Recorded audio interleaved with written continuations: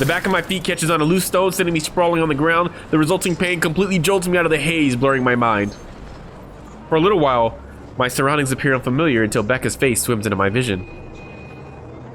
A look of concern is on her face, and her hands are gripping my arms tight. Even Zach appears beside himself with worry while he stands beside her, acting as a shield against the small crowd of onlookers already forming around us. What happened? Bella, you okay? My mouth opens and closes, but nothing comes out. The words refuse to form. On impulse, I sneak a swift glance at the display window. She's gone. Yet, the foreboding feeling hasn't left me. My hands are shaking as I push myself off the ground, my weakened limbs relying solely on reflex and muscle memory. Something icy has made its home at the pit of my stomach. I want to throw up. Anything to get the wretched sensation out. You were screaming. Oh yes, for good reason. Zach, call someone. No, won't help. No, don't. I'm good. I'm good. Where's the priest? I need to get to the office. Rose, the floor plans. Someone's going to pick it up. I'll see you later. Careful. Don't stand up yet. Stay put, Isabella. Zach, you watch over her for me. I'll call for someone. Priest! I guess she didn't see the image in the window. I attempt to smile to put her at ease, but it likely comes off as a grimace. Gently, I pushed her hands off my shoulders. My knees are still trembling, but I can stand. Leave. Leave me. Stay away. Away. The humidity's stifling, everyone's stares are unnerving, and Becca and Zach's concerns are suffocating. I don't want to be here. No more. I break into a run. Well, she went home. What about the office thing and the plans? I wish I hadn't left my bed this morning. Here, with only the occasional drips of water on the sink and the whirring of the fan blades to keep me company, it's easy to fall into a cycle of negative thinking. But even with the clutter to keep me company, the room still feels a whole lot bigger than usual. I hug my knees closer as the group passes by outside. Loud. So loud. If only there was a way to tune everything out, to keep my head from replaying every image, every sound of her. It's still 5 on the clock. Her screams, her awkward gait as she reaches for me, her bone-chilling smile, her pleas for... Enough. That's enough. A shiver passes over me, though it's not from the hair still damp against my back, nor the draft that enters the room from the windows I've left wide open. Close those. My gaze shifts over the letter sitting on the coffee table. Its edges flutter innocuously as the wind touches it. Funny how an ordinary-looking piece of paper can bring this much trouble. The impulse to throw it away or rip it to pieces is still there. I can easily do it, but after that, what? Will she leave me? What about those people who have already seen it? Will they be okay? I mean, that's a lot of people. This uncertainty gnaws at me. Knowing that she's real and might also go after the people I care about. I just wish someone would listen. Believe me. The abrupt break in the silence nearly makes me jump out of my skin. Blindly, I fish my phone out from under the mess of papers and cushions where I've carelessly thrown it before taking a shower hours ago. Hey, it's Zach. Zach's name flashes brightly on the screen. I thought it was going to be Ash. Is he calling because of this afternoon? Frankly, it's the last thing I want to discuss, but I did leave the two of them there without saying anything. Knowing Zach, I bet he's worried. Hey, Zach. Oh, good. I thought for sure you're not gonna pick up. Sorry, it took me a while to find my phone. No worries. You game tomorrow? I pause. I don't recall making plans with Zach for the weekend. Did I forget something? Remember that guy I told you about? Back in the movies? The, priest? For the blessing? He sped that whole priest meeting up. He's like, oh, no, she needs to see a priest like immediately. Let me call him today. Does it ring a bell? Oh, right. I did say that, but I didn't think he'd actually go through the trouble, especially after what happened with this film. Sometimes I forget how kind Zach can be. Yeah, I remember. Good character building. Is he fine with it? My friend doesn't mind. We're lucky he's not busy. So, tomorrow, you'll meet us at the mansion. No, not the mansion. Somewhere else. Okay. Sorry for the trouble, Zach. Hey, no problem.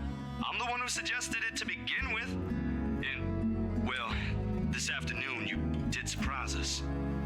Never seen you scream like that. You scared the hell out of Rebecca. I think and him. I guess I owe you a lot for this, huh? Donuts. Nah, we're cool. You had us worried. But I know you'll tell us about it eventually. I just want to make sure you're doing well.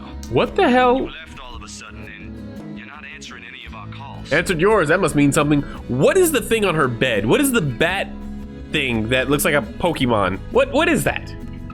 Is that a bat?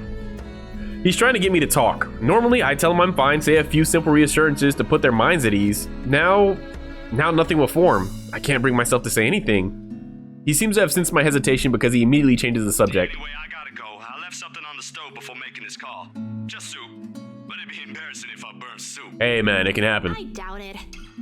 Ashton, on the other hand. Oh, remind me to tell you about what he did with the pressure cooker next time. Just great voice acting, dude. Just stellar cast. Oh, damn, it overflowed. I can hear it. That's rain, dog. What the hell did you cook? Really need to get going. Bye, Bella. He hangs up before I can thank him. The busy tone, though muffled, echoes through the receiver. No one is saying this will work. Even I am doubtful it will. But right now, I'll take anything. Anything to get out of this nightmare. Sleep comes easier tonight. And for the first time in a long time, I dream. Of clear skies, of unrestrained laughter from children playing in the streets, and of small, cramped dwellings. To an outsider, the sight does not paint a pretty picture. However, this is home to me. 23rd, Sunday. Interesting. Morning dawns bright and clear the following day. Let's check out what we got in the journal then, huh? Let's see here. Let's see what we got here. This is stuff we all read, really. We read this too. How's this new? We read this. This isn't new. Yeah, she got a call from her family that was cute, you know, the rights. Hey, coffin dude, priest dude on her way to the shop she passed, but by a familiar smile greeted her, creepy girl. She even drew a shadow to represent creepy girl. These are really good drawings too. That must be the priest we're going to meet. He's described to be warm and an approachable person, especially by the use. I'm not touching that. Okay, October 23rd. We haven't done anything yet. What about our relationships? How's our relationships looking? Yeah, the relationship with Zach is just flying out. We're going to make him a best friend for sure. Marianne, it's whatever. Rebecca, we're getting a little bit closer to Rebecca. Ashton's still above, and we don't care about Luke, so he's a creep. All right, so morning dawns bright and clear the following day. Although the air still feels muggy and I miss the chilly autumn weather, it's one of those rare weekends when I'm up even before my alarm rings, which is 5 o'clock all the time. If it wasn't for Zach's call last night, I'd probably sleep in. When 9 a.m. rolls around, I'm already on my way to the Ormagurt mansion. To think that I'd have to go back again, I'd be lying if I say I'm excited. I don't have to anymore. Rose happily gave me paperwork duty when I volunteered. We're in our last phase of the sale too. Well, almost. Papers to sign, documents to finalize, various other legalities to settle with the current owner and all that still. Never mind that its new owners want everything done within the week when the process typically takes more than that. Typically. They want it done, we'll get it done. I really don't understand rich people. But money can do wonders. I won't be surprised if they'll be able to push the process just a little more, like what they did to secure the house. The point is, I'm under no obligation to return to the house anymore. Running is an option, of course. I can now move on to another property and forget everything. However, at the end of the day, it's always my conscience that wins. What if something happens to those two who have seen the letter? Ash, Zach, Becca, Miss McCullough, the Wrights? The guilt will follow me to my grave. The mansion looms as we approach. What about happening to her? Like, she's seen the letter, held the letter, and is seeing stuff. She should be worried about herself. Whispers welcome me back, shadows calling. I hope this is the last time. The Ormagurt mansion. They're engaged in a quiet conversation when I find them in the mansion's front gardens. But even with familiar company, it's impossible to feel at ease here. No matter who I'm with, the feeling of being watched is there. Like the very place itself is aware of its trespassers. Zach, on the other hand, doesn't seem to notice. Or he simply doesn't care. Or he's already used to it. I can never tell with him. Sometimes he's almost as hard to read as Ash. Almost. At least Zach doesn't ask for as much patience as dealing with Ash does. And that says plenty about him. Miracles of miracles how the two have ended up the best of friends. He waves at me as I approach. True to his promise, Zach has also brought his friend with him. Please take over the reading or the speaking so I could stop. My mouth, it can't go on. Father Norman. Somehow, I expected him to look older. Oh, don't be surprised. They say people who have found their calling are getting younger these days. Cool. Sorry, Father. I didn't mean to say that out loud. I don't think she did. No offense taken. Though I admit I'm a bit surprised. I didn't think someone would ask this house to be blessed after all these years. You need more. Why do they always send one priest? Can we get more, like an army of priests to bless this place? You've heard of it, Father? In passing, the occasional rumors and talk by the locals, nothing new. You don't spend years serving the church here without hearing a random hearsay here and there. You never mentioned what you thought of those, Father. Ah, but he who goes down to the grave does not come up. He shall never return to his house, nor shall his place know him anymore. That is not an answer. But what I saw. Oh, okay, I guess that is an answer. He's basically saying he doesn't believe in ghosts. Once you're dead, you're dead. May not be what you think. It depends entirely on what you mean by it. If you're talking about spirit beings, angels, demons, then yes. Oh, okay. Are we talking about the spirits of people who have departed? The word makes it clear that once the deceased has left us, they are gone. But of course, I didn't come here to bore you with a lecture. No, it was enlightening, Father. Thank you. So it's either a demon or an angel, according to this guy. Just remember that a God who loves his children would never let them linger once the time comes. That's what my papa often tells me. Your father must be a good man. He raised you well, no doubt. Well then, shall we? We shall. You two, ahead. But I'll stay here. Regardless of what it is, I'm sure the mansion's new owners would appreciate such sincere intentions. From a stranger, no less. I wouldn't say stranger. He calls her Lily, and the wife seems to hate her, so not stranger. He lets Zach and I walk ahead. A relief. This way he won't see how tightly I'm clutching the straps of my bag. Father Norman's probably trying to put me at ease, but the worry, the cold, restless, foreboding feeling has firmly lodged itself in my stomach, making its presence known with every step we make towards the house. You okay? No. Zach lightly nudges my side, careful, mindful of his motions to avoid startling me, no doubt. It's hard to lie when Zach gives you that look. It's just there. The kind that implores, a silent appeal. I'm not sure if he's even doing it consciously. Another breeze blows and I try not to shiver, try not to listen to the voices that may or may not be there. This place really gives me the creeps. It doesn't seem more than an ordinary house to me, though. Damn, I should have brought my camera with me.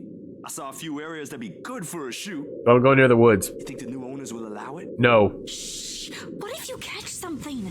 Or someone in one of the pictures? Exactly. Leave it alone. It just means they want to be seen, doesn't it? Why? What's the reason? Don't ask for it. It's not like we can stop them if they do. You'll want to. You're really not helping, Zach. All right. Sorry. Don't worry. I don't think whatever's inside this house will do anything. Okay. I'm here, yeah? I'll take care of them. Or I think I can. You're not that scary, but thanks. I'll be sure to run behind you if I see one. Ridiculous talk. Though the temporary reprieve it lends is more than welcome. He offers me a smile in return, the least he could do. And with a slight motion of his head, he gestures for us to move ahead, while my own fears are left forgotten for the time being. The things inside my bag clatter softly against each other while I rummage for the keys to the mansion. I should have heard the telltale jiggle by now, but didn't I put it in my bag last night? Seconds later, I'm sitting on my heels, and one after another, I'm taking out everything from every pocket, every slip. It'll be a pain to put everything back later, but I'm sure it's just under these... nothing. Oh, man, of all the times to forget... Is something the matter? Yeah, we're not going inside the house today. No, I'm sorry, Father. I think I left the key. No use coming up with excuses, and right after they've both taken the time to go this far away from the city. With a heavy sigh, I grab the door handle to pull myself up, a string of apologies ready at the tip of my tongue. We've spoken with the current owners. Well, technically, you're not yet the owners, but... There's brief moment of confusion, and then I'm falling. The momentum of the door swinging open pulls me back first into the mansion's foyer before I can make sense of what's happening. Who's already in here? Oh, my back. What the? Isabella? Didn't she give her papers for volunteering to go to do? I don't know. No time to nurse my bruised back or make up excuses because the next thing I know, Zach's gently pulling me up right by my arm. Rose looks down at me with a mixture of apprehension and something I couldn't quite place. I'd say it's relief, but... sheesh, good going, Isabella. Right after you volunteered to work on the papers. And standing behind her... Ma'am Hannah! Mr. Wright! Oh, Isabel. We always meet in the most interesting circumstances. Why are they here? A complete understatement, darling. What are they doing in my house? Not your house yet. Abruptly, he waves his hand at Zach and Father Norman like their presence is a slight against his own. I thought you said you wanted to do paperwork duty. What are you doing here? Oh, she's gonna do paperwork duty. Okay, like a deer caught in the headlights. Unfair, Rose. That's putting me on the spot. And it leaves me no other choice but to answer. The reason why I'm here? Well, spit it out, Lily. We don't have all day. I'm just here to make sure everything is fine before you move in. I thought they were gonna make us choose, and I was like, whatever we do, we're not gonna tell the truth. That's for fact. We saw what happened last time. I am so sorry, Mama. You said I'd go to hell if I lie. I likely will after this, but there's no other way. Well, it isn't entirely a lie. I'm here to make sure no one disturbs them after they move in. It just so happens that what I'm checking for and trying to drive away is of the paranormal variety. Oh? The house appears impeccably fine to me. Mr. Wright shifts his eyes around in a careful manner as if he's looking for faults in every crevice of the house. The grin on his face, though, when he returns his attention to me, is similar to what my kuya, Jordan, had often given me when he was up to something. Usually a scare prank that inevitably ended in me crying. I never did forget the way my brother sneered at me then. A part of me thinks that perhaps, if I hadn't been the object of his mischief in childhood, I would have grown a little braver. Come on, little Lily. Lying doesn't do that cute little face any justice. What the in front of your wife, dude? I'm a very patient man. Now, why are you really here? Right now, in the face of an almost identical expression, perhaps even crueler than what I'm used to, the lie I told falls apart. The truth is, I was just thinking we could have the house blessed before move-in day. And why would we ever need to have this house blessed? For luck and protection? At least I don't have to choose these options. I shrink under his scrutinizing gaze. For a second, I think that he'll start shouting at me. Instead, he giggles like a bit. Not the mocking, jeering kind, but one wondering if he's hearing things right. I'd say he was amused, but I honestly couldn't understand what was so funny with what I just said. Was it really that weird? Wasn't it a custom here? I wish Becca was here to explain stuff like this. That's rich coming from you. When we saw Devlin Court, you didn't... Rose, would you be on her side? It's a small custom back home. I thought it would be nice to do something that would bring positive energy to the mansion, since this place has been empty for years. And the papers, Isabella? I hope you did those first before this. Of course. Of course I did. It's almost done, in fact. But there are some items I still have to double check before finalizing everything. You know I don't sign without a thorough inspection. Thinking on her feet. Very good. And well, this is what this is for too. I just thought it would be more efficient to do both at the same time. Here, I thought you didn't want to go back. Oh no, we love this place. This place is great. Is there a light behind you? It's weird that the light keeps coming behind you like an angelic thing. A job is a job, Rose. Gotta do what you gotta do to make a living. You're saying this in front of everybody. Oh, well, if that's the case, then go ahead. No need to be so hard on her, Rosie. Rosie? I personally think it's a nice touch. I was actually thinking of the same thing, but you beat me to it. Darling, Buttercup, please. You know these things don't work. No offense meant to the holy man, of course. That does not explain the Got it. Want to whoop his ass. Got it, got it, got it. Should have known that was coming. Actually, I had no clue that that was coming. I'm really surprised that that was coming. That is not what I expected. All of a sudden, there's an awkward silence that even Rose, of all people, seems reluctant to break. Although a desire to do so is evident in the way her eyes nervously shifts to Mr. Wright. Meanwhile, Zach's grip on my arm suddenly tightens. He doesn't say anything further, but there's a conflicted look on him when I glance up. That's the face he makes only when he desperately wants to give someone a piece of his mind, but chooses not to do so. Mostly to avoid confrontation or fanning the flames to an argument. He has always been like this. Even among his own friends, he chooses to take a placating stance despite holding opinions of his own. Not that I won't say anything. I know Mr. Wright's a client, but you can't just say that in front of other people. In front of Zach, no less. If Ashton were here, I know he wouldn't stand for it. And neither do I. There was a reason why bullies back home never touched my younger brother again after I gave them a taste of their own medicine. He might be inches taller than me, but I'm pretty sure I can still handle a hit or two. Maybe. If only I'm not going to get in trouble with BRC for it. But before any punch can be thrown, Ma'am Hannah cuts in. Lucille Mitchell Wright. In a voice too firm, demanding his complete silence. What? Instead of answering, she merely crosses her arms and shoots her husband a sharp, disapproving glare.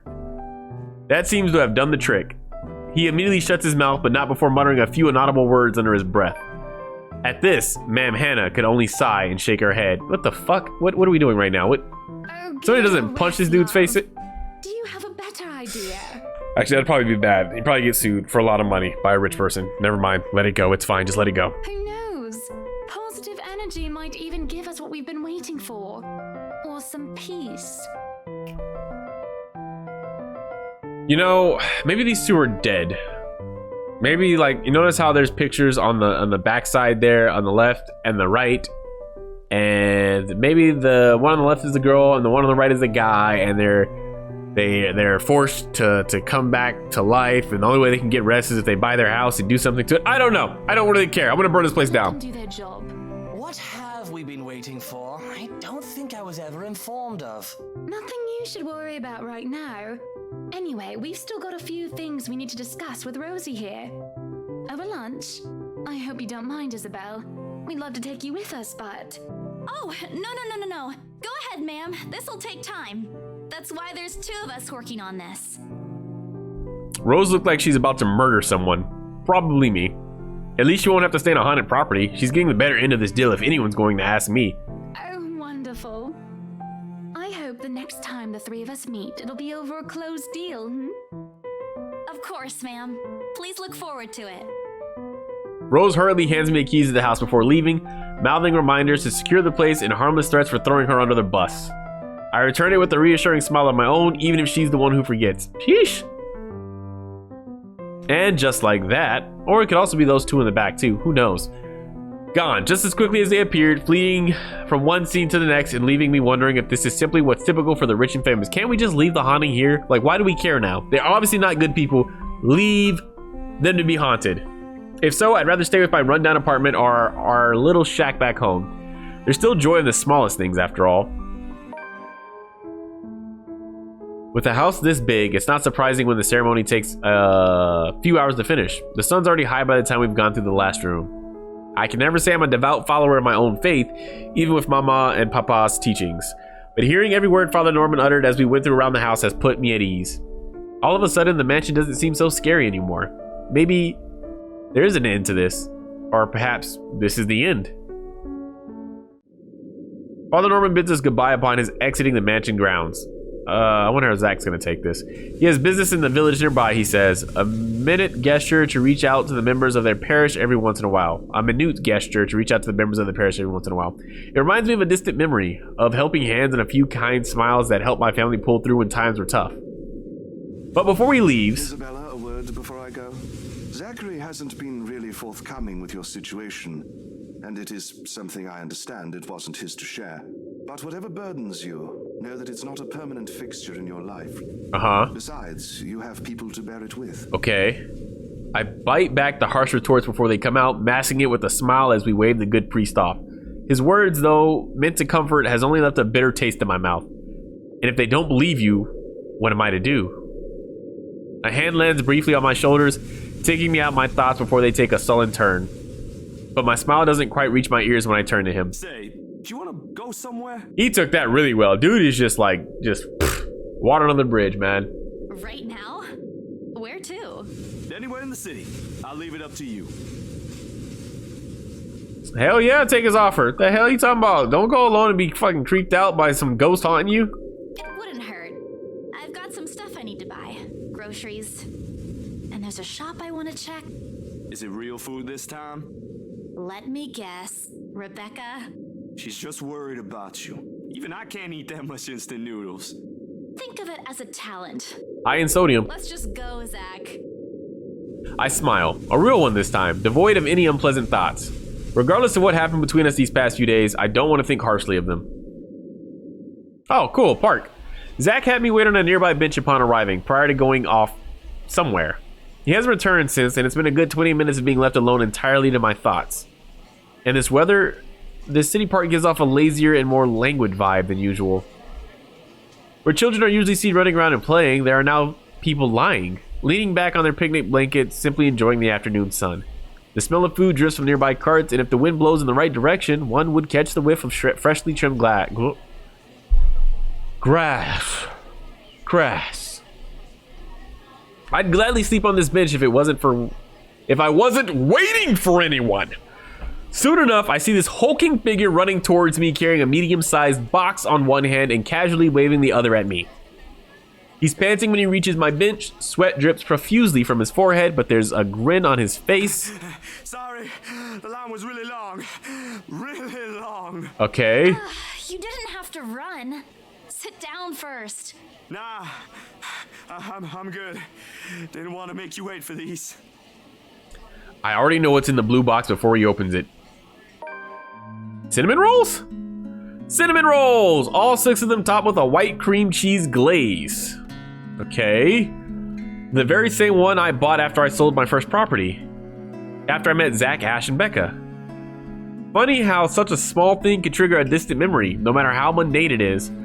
I don't say no to free food, but why is he getting me these now? What for? He leans on the empty space beside me, wiping the sweat off his forehead before answering. An apology. And as thanks for yesterday and the other day. You don't have to buy me anything, Zach. You were upset. You haven't been yourself recently, and people kind of miss that, you know? Are you just saying that, or... No, really. Rebecca told me. You know how she is. Ashton, too. Ashton was an ass. He should have been named Ashhole instead. Second time that name has made an appearance. He went a little overboard, yeah. And I can talk to him if you want. He'll still tease me about it, even if it's Rebecca telling him to stop. Besides, I can handle him. You always do. And yesterday, when you talked me through my little slump, I thought, hey, I want our old Isabella back. You know, also hats off to the artist, man. This is really great artwork. It just looks good. Are you still upset? Are you not upset, dude?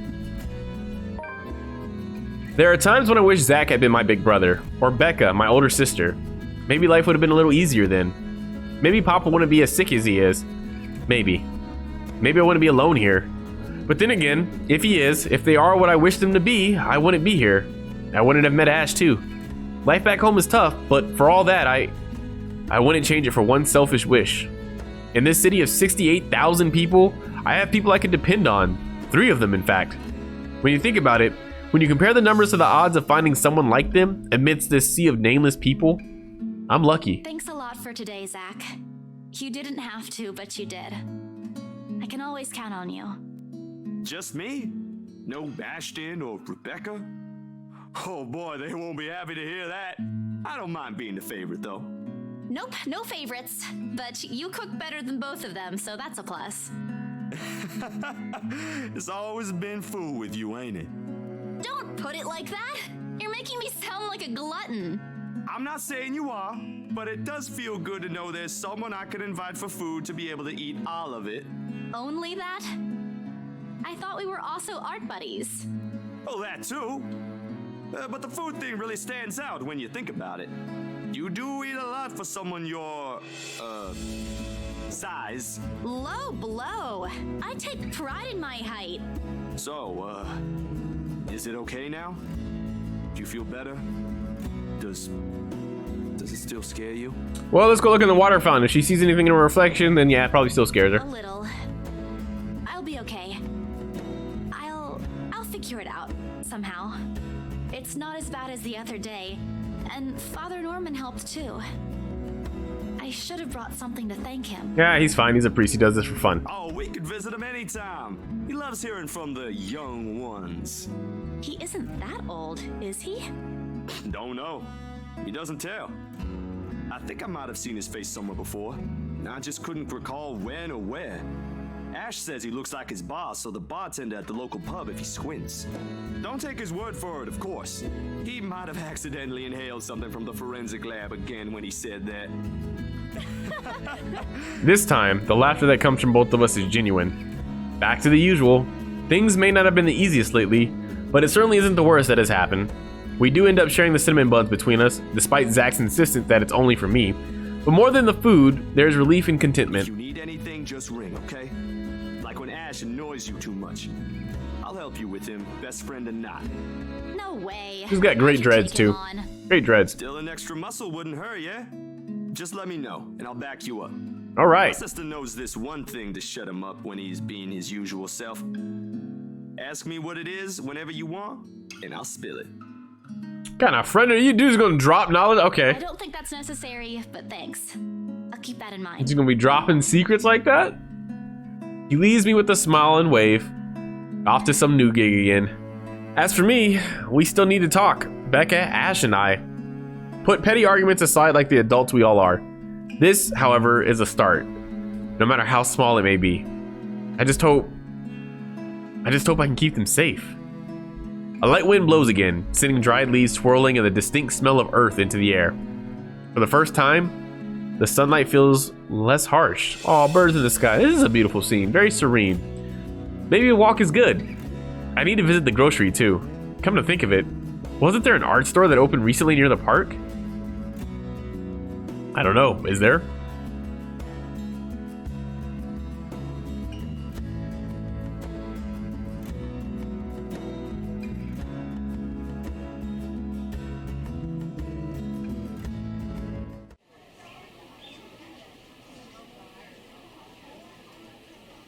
The cat's name is Barathul. Or at least that's what his collar says. It's an odd name to give a cat in my opinion. But it speaks grace much like the one that carries it. It shows in the way he swishes his tail and his eyes follow my hand's every movement. I'm not sure what he finds fascinating in me, to be honest. I wasn't the very picture of grace when he found me after all. It was a bad idea, carrying 2 heavy bags of newly bought art materials and groceries, without help or a sure ride home. In hindsight, perhaps I shouldn't have bought all of these at the same time. I didn't even make it past the park. And now I'm suffering underneath the glaring afternoon sun, hunched up on a park bench and drenched in sweat, in the company of a cat curiously watching my every movement. I hope it stays where it is. It's just a black cat, but back at home, they're considered ill omens. Don't look at me like that. I can act graceful as well if I want to. Not that I've ever acted graceful in my life, of course. Growing up with rowdy younger brothers and a sister does that. Or maybe it's the opposite. Mama used to call me a little troublemaker before. Well, graceful or not, there's no use moping. A short breather and then I'm off home. Besides, it isn't like the company's bad, even if it's a cat, as long as it doesn't bite or crosses my path. Where's your owner anyway? He has one, doesn't he? An owner? That's what the collar's for, isn't it? A bandage is wrapped around one of its paws, though. I wonder what happened to it. Did he run away? Well, if you don't have one, I won't be able to take you in. My apartment doesn't allow pets. I tried to bring one home before, a cat. Not black, of course. And Rebecca threw a fit before the landlady could. I take a small packet of sweets from the bags beside me and pop it open. As I'm about to put one into my mouth, he meows. My hand stops. Do you want one? He doesn't meow again, as I'm expecting him to, but I take his unblinking gaze as a yes. I shift the piece to my palm and hold it out to him warily. He sniffs at it once, twice, before... Okay, hey, not what I was doing. Hey, this isn't a odd or random strange occurrence. Like a good, properly trained pet, Berithiel responds as soon as he's called. Recognition comes as soon as my head snaps in the direction of the voice. Miss McCullough's hard to miss. What, with her height? Sorry, did my cat hurt you? Miss Santos, was it? I'm surprised to see you here. Was she walking her cat? Nice to meet you again, Miss McCullough. Why is the cat outside at the park? Were you harmed in any way? By the cat? I'm sorry. Berithiel's not exactly fond of other people. Even run away from the veterinarian right now. How close is the veterinarian? Oh no, he was just sniffing my hand earlier. My Berithiel's a she. Okay. She? All this time I thought... The pause in conversation, if this can be called one, is uncomfortable. We're merely 2 people working different jobs for the same client. Frankly, meetings like this don't happen a lot, and if it does, a simple nodding of heads is enough. Still, trying to be friendly wouldn't hurt, right? I keep my tone cordial and warm. I'm actually surprised you have a cat, Miss McCullough. Let me get that out the way. And why exactly is that? There are a lot of people who have pets. Yeah, but not a black one. I'm amazed you're taking care of one. I don't understand what you're trying to get at. Is there a problem with my cat? Yeah, it's black. Aren't you paying attention? No, not at all. She's very sweet. Just in other cultures, aren't they a sign of bad luck? Well, in the Matrix, it's just a break in the... It's just a, deja vu break in the Matrix. Back at home, it is. My grandmother used to tell me stories about it in... It's happened to me so far. Displeasure is evident on her face. Ah, of course. I've forgotten that for other people, black cats are an omen of good luck. There you go again, running your mouth off, Isabella. Did I just ruin a relationship with her? I didn't mean to. I was just trying to be friendly and talk about her cat. I rack my brain for a way to remedy this situation, but she holds out a hand. This is a good place to stop and end this conversation, don't you think so? I guess. It is good to see you again, Santos. At least you got her name right. A complete dismissal if I've ever heard one. Okay, I guess we ruined that relationship. Let's just double check it that I did. And, yep, even further down. We just keep it going down, down, down. I watch her as she leaves, though she stops shortly before crossing the threshold separating the park and the street. She faces me again, looking like there's something she has forgotten to say. By the way, about the Ermengarde mansion, with my clients, it's the rights, I mean. Uh-huh. I hope you don't mind me asking, but has the deal been finalized? No. There's still a few papers they need, but the house is more or less theirs now. Thank you. That's all I needed to know. Why? Wait, about the mansion.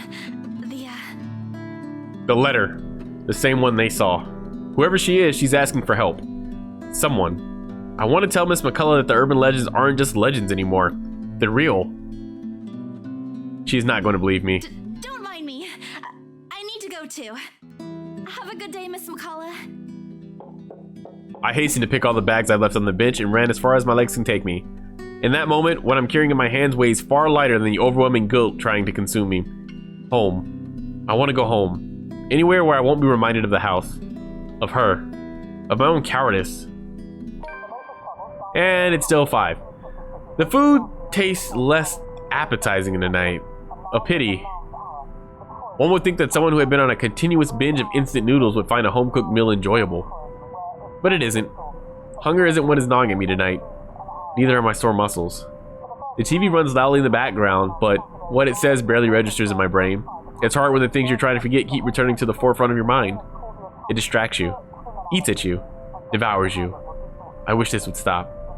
I wish I wasn't the one who picked it up. I wish it was somebody else. In other local news, a woman was found dead in her home. What? Luxbourne police officials are currently investigating the crime scene, but has classified the case as homicide. That explains where Ash was.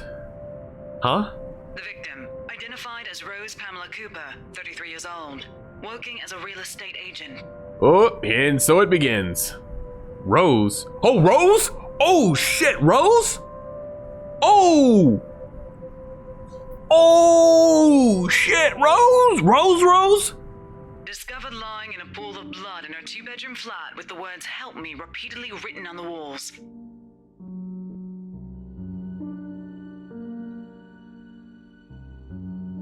That explains why we didn't have a relationship bar with Rose. Damn. No. This isn't... Okay, was Rose the first person we showed the letter to? Because if that's the case, then it's going to go in order. And then McCullough should be next. This isn't what I want.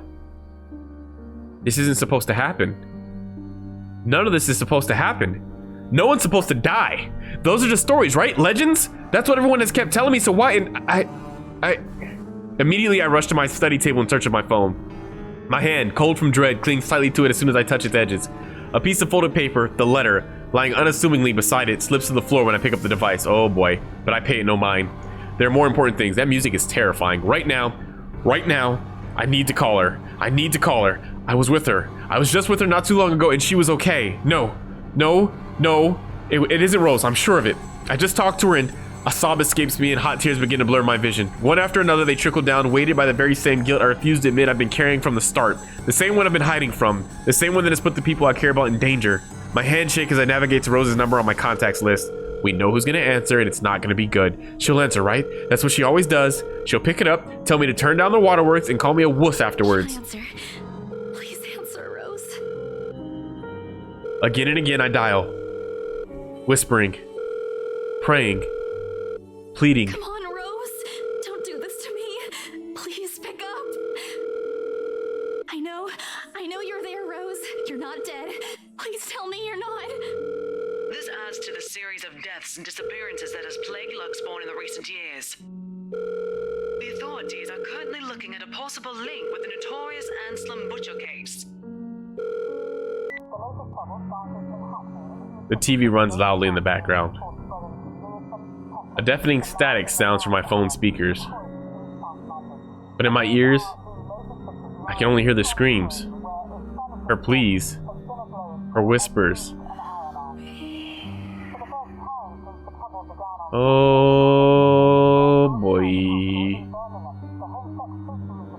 We are not safe. That took me by surprise. I'm also surprised that she went asleep. And I'm surprised the cops didn't come and knock on her door immediately to figure out. I mean, she was one of the last people to see her alive. Also, we'd be calling the cops and telling them, hey, the last people we saw her with were the not the McCulloughs, the Wrights. A buzzing sensation jolts me awake. My body still wants to sleep, to forget what I heard, what I saw last night. But it's there, nudging, prodding at me. Slowly, I become aware of how awkward my position is, and the aches that accompany sleeping in a curled up position the night before. If I even slept at all. The memories are impossible to forget now that Rose is gone. They say it's easier when you say it out loud. Instead, the words weigh heavier on me each time. She's gone. Gone because of me. Gone because of one letter I was too curious to look at. I should have been more careful. I should have just kept my mouth shut. I forgot she totally opened the letter. Like, the letter was there, she didn't have to open it. Forgot about that part. I should have destroyed it before anyone else had gotten involved. I should have... The notification light on my laptop blinks incessantly, mockingly, when I look at it, as if it's calling me back to a sense of normalcy. Strict attendance required today from Joanne. To all BRC employees, in light of the recent end events, there will be an all-staff emergency meeting from 1 p.m. to 2 p.m. Attendance is a must. Company changes, new hierarchy, and policies will all be discussed during the meeting. Everyone is expected to bring a copy of their own attendance logs and sales reports of the last 6 months to be submitted to your respective managers for review. We are expecting everyone's cooperation. Thank you, Joanne, Alice Schultz, HR manager. I check it nevertheless, out of habit more than anything. If this were one of those typical days, I'd happily comply and get myself to our office. Today my limbs just feel heavy. On one hand, going will keep me busy, take my mind elsewhere. On the other, the place in itself is a stark reminder of what my own fears have cost me. Go to work, stay at home. Go to work, don't stay in this building. Don't stay at this place. Go to work. Figure out what they're talking about. Moping won't get me anywhere. This is just like one of those things, isn't it? You deal with it with a smile no matter how bad things get and hope for the best. Although my whole body feels like lead and my limbs are sore, I push myself away from the chair and head for the shower. The letter I dropped on the floor last night flutters open as I pass by, unfolding for no one else but me to see. Every word written on it glares back at me. They sneer. They ridicule, like living beings fully aware of what they've done. With a huff, I pick it up and shove it under my bag, perhaps with more anger and frustration than I'm used to showing. Maybe get rid of that letter, man. Throw it away. You don't need to show it to anybody else. You already showed it to 5. This, too, I'll deal with. Somehow, I'll find a way to make things right. I have to, before it takes more people from me. Even if I must do it on my own.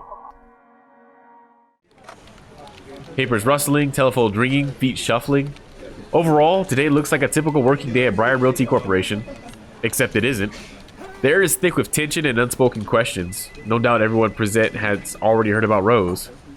If they missed last night's report, they'd likely see it in the morning news, in the papers, or on various news sites on the internet. Everywhere is a bitter reminder.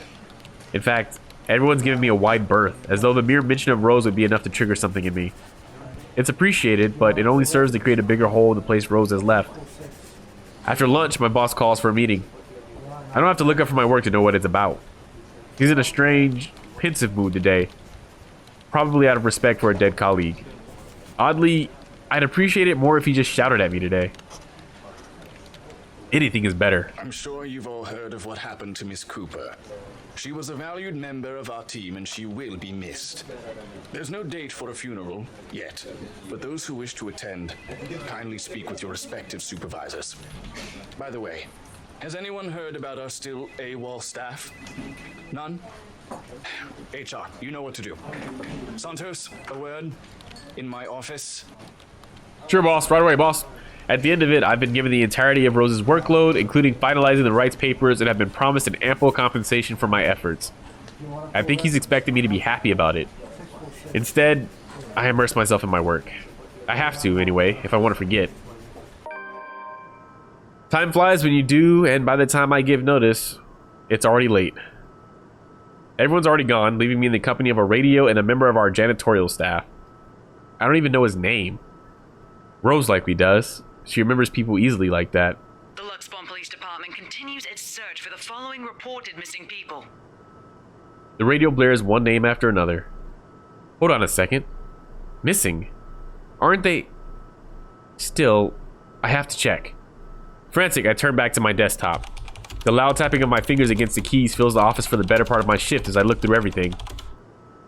The background about the place, its history from the current owners, and list of employees hired under BRC. And I'm right. Of course I am.